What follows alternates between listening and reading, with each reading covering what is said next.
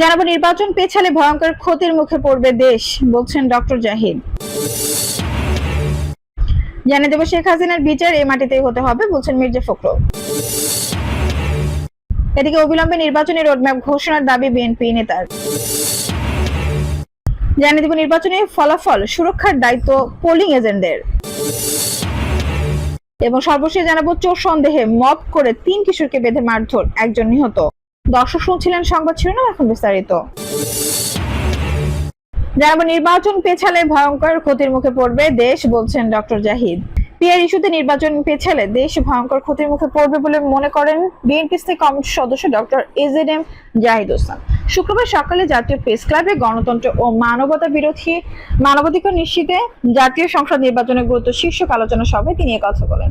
তিনি বলেন, পিআর পদ্ধতি বাংলাদেশের মানুষ বোঝে না, এমন কোনো আচরণ বা ব্যবস্থা মানুষের জন্য করা উচিত নয়, যেটা বিভ্রান্তি তৈরি করে। ডক্টর জাহিদ বলেন, যদি আপনাদের কর্মসূচির কারণে নির্বাচন হওয়া নিয়ে মানুষের মনে কোনো আশঙ্কা জমে, তবে লাভবান হবে স্বৈরাচার। সেটির জন্য কি আপনারা 2024-এ 36 জুলাই করেছিলেন? এখনো বলবো, ভাইরা বোঝার চেষ্টা করেন, কিরানকের ভূমিকায় দয়া করে লাভ দিয়ে পড়বেন না। তিনি বলেন, আজকে এভাবে যারা কথা বলেন, যাদের কোনো রেকর্ড নেই, যাদের জনগণ কোনো অবস্থাতেই কোনো কিছু দায়িত্ব দেয়নি, সেসব মানুষ যখন কথা বলেন, তাদের বলবো আপনাদের অতীত অভিজ্ঞতায় অপরিপক্কতা আছে, সেই জন্য আপনারা যেটা বলেন সেটা পরিবর্তে ফলটা স্বৈরাচারের পক্ষে চলে যাবে, দেশ ভয়ঙ্কর বিপদের দিকে এগিয়ে যাবে। বিএনপি নেতা বলেন, আপনারা দেওয়ালের লিখন পড়তে শিখুন, গায়ের জোর দিয়ে কিছু করার রাখার চেষ্টা করবেন না। আপনার কথা বলার অধিকার আছে, কথা শোনারও মানসিকতা থাকতে হবে, তা না হলে দেশে গণতন্ত্র থাকবে না। এটা মানি না, ওটা মানি না, এমন বাচ্চা মানুষের মতো আচরণ, পরমত সহিংসতার যে অভাব, এটি সত্যিকার অর্থে খুবই দুর্ভাগ্যজনক। শেখ হাসিনার বিচার এই মাটিতেই হতে হবে, বলছেন মির্জা ফখরুল। বিএনপি মহাসচিব মির্জা ফখরুল ইসলাম আলমগীর বলেছেন, আজ প্রমাণিত হয়েছে শেখ হাসিনা এই বর্বর হত্যাকাণ্ড ও গুমের জন্য দায়ী। তার বিচার অবশ্যই এই দেশের মাটিতে হতে হবে এবং সর্বোচ্চ শাস্তি পেতে হবে। শুক্রবার জাতীয় সংসদ ভবনের সামনে গুমের শিকার ব্যক্তিদের স্মরণে আন্তর্জাতিক গুম দিবস উপলক্ষে ভুক্তভোগী পরিবারের সংগঠন মায়ের ডাক এর আয়োজনে মানববন্ধন ও প্রদর্শনীর উদ্বোধনী অনুষ্ঠানে প্রধান অতিথির বক্তব্যে তিনি এসব কথা বলেন। মির্জা ফখরুল বলেন, অন্তর্বর্তী সরকার গুম কমিশনকে প্রকাশ্যে আনা ও পাবলিক শুনানি আয়োজনের ক্ষেত্রে সম্পূর্ণভাবে ব্যর্থ হয়েছে। গুম হওয়া ব্যক্তিদের মা ভাই বোনদের কান্না থামাতে তারা ব্যর্থ হয়েছে। এই বিষয়ে অবশ্যই জনগণের কাছে জবাবদিহি করতে হবে। তিনি বলেন, আমরা বাংলাদেশের প্রতিটি নির্যাতিত ও নিপীড়িত মানুষের পাশে আছি। আমাদের নেতারা বছরের পর বছর মিথ্যা মামলার কারাগারে থেকেছেন। তারেক রহমানকে বাধ্য করা হয়েছিল নির্বাসনে যেতে। নেতৃত্বের পর্যায়ে এমন কেউ নেই যার নামে শত শত মামলা বা হয়রানি শিকার হয়নি। তাই এটা ভাবা ভুল হবে যে বিএনপি ক্ষমতায় এলে এসব এড়িয়ে যাবে।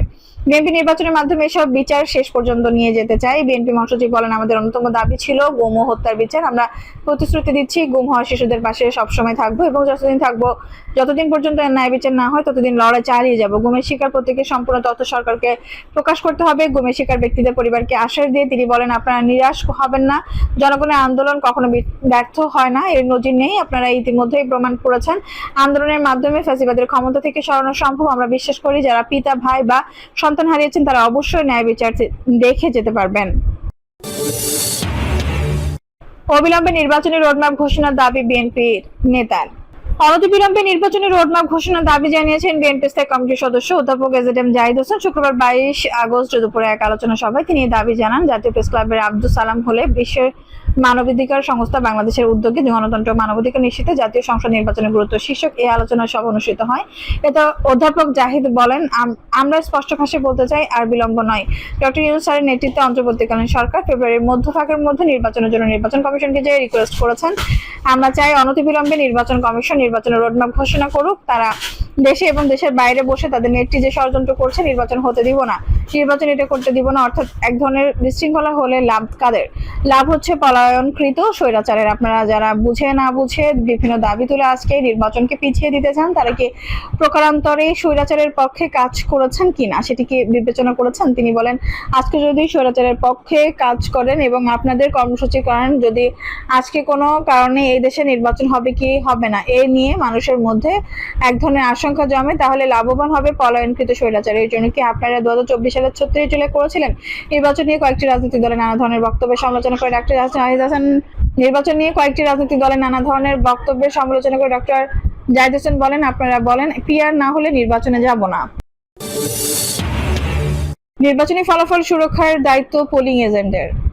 আগামী নির্বাচন দেশ ও জাতির ভাগ্য নির্ধারণের নির্বাচন, তাই দেশের স্বাধীনতা, সার্বভৌমত্ব, রাষ্ট্রীয় অখণ্ডতা রক্ষা আসন্ন সংসদ নির্বাচনকে চ্যালেঞ্জ হিসেবে গ্রহণ করতে ইসলামী আন্দোলনের কর্মীদের প্রতি উদাত্ত আহ্বান জানিয়েছেন বাংলাদেশ জামাত ইসলামী কেন্দ্রীয় নির্বাহী পরিষদ সদস্য অধ্যাপক মোহাম্মদ আব্দুর রব। শুক্রবার 22 আগস্ট সকালে রাজধানীর মোহাম্মদপুরের একটি মিলনায়তনে জাতীয় সংসদের ঢাকা 13 আসনের নির্বাচনী কর্মশালায় প্রধান অতিথির বক্তব্যে এসব কথা বলেন তিনি। অধ্যক্ষ আব্দুর রব বলেন, জনগণ ভোট দিলে প্রার্থী বিজয়ী হয় না, বরং গণ রায়কে ধরে রাখার জন্য প্রতিটি কেন্দ্রে দায়িত্বপ্রাপ্তদের সততা, দক্ষতা, যোগ্যতা, প্রজ্ঞার সঙ্গে দায়িত্ব পালন করতে হয়, যাতে জনগণের দেওয়া রায়কে কেউ বিপদগামী করতে না পারে। মূলত নির্বাচনী ফলাফল রক্ষার দায়িত্ব পোলিং এজেন্টদের উপর, তাই প্রতিটি এজেন্টকে আইন কানুন সম্পর্কে সচেতন, সতর্ক, দায়িত্বশীল হতে হবে। বুথে নিজেদের দায়িত্ব সঠিকভাবে পালন করলেই কাঙ্ক্ষিত বিজয় অর্জন করা সম্ভব। তিনি নির্বাচনের দায়িত্বপ্রাপ্তদের সচেতনভাবে দায়িত্ব পালন করে গণরায়ের সুরক্ষা দিতে সর্বোচ্চ সতর্ক থাকার আহ্বান জানান, অন্যথায় প্রকৃত ফলাফল ধরে রাখা সম্ভব হবে না।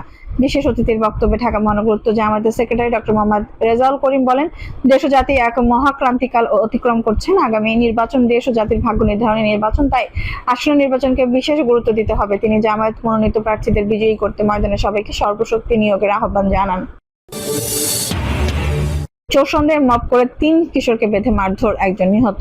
চট্টগ্রামের ফটিকছড়িতে 3 কিশোরকে চোর সন্দেহে বেঁধে পেটানোর ঘটনা ঘটে, এতে ঘটনাস্থলে 1 কিশোর নিহত হয়েছে। আজ শুক্রবার ভোরে উপজেলার কাঞ্চননগর ইউনিয়নের 5 নম্বর ওয়ার্ডের চেঙ্গার সেতুর এলাকায় এই ঘটনা ঘটে। পুলিশের ধারণা, পূর্বের বিরোধ থেকে চোর সন্দেহের নাটক সাজিয়ে পেটানো হয়েছে। নিহত কিশোরের নাম মোহাম্মদ রেহান মহিন। সে একই গ্রামের সাগর আলী তালুকদার বাড়ির মুদি দোকানি মোহাম্মদ লোকমানের ছেলে। পরিবারের বরাদ্দে স্থানীয় বাসিন্দারা জানান, ওই কিশোর 3 বন্ধু সহ এক আত্মীয়ের বাড়ি থেকে ফিরছিলেন।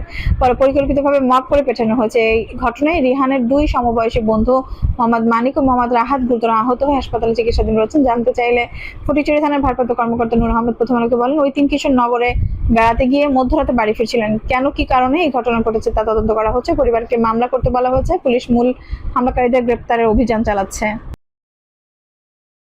দর্শক, এই ছিল এখনকার সর্বশেষ সংবাদ। নিউজটি ভালো লাগলে অবশ্যই একটা লাইক দিন, কমেন্টে একটা মূল্যবান মতামত জানান। সবসময় আমাদের পাশে থাকতে সাবস্ক্রাইব করে বেল বাটনটি অন করে রাখুন। ধন্যবাদ।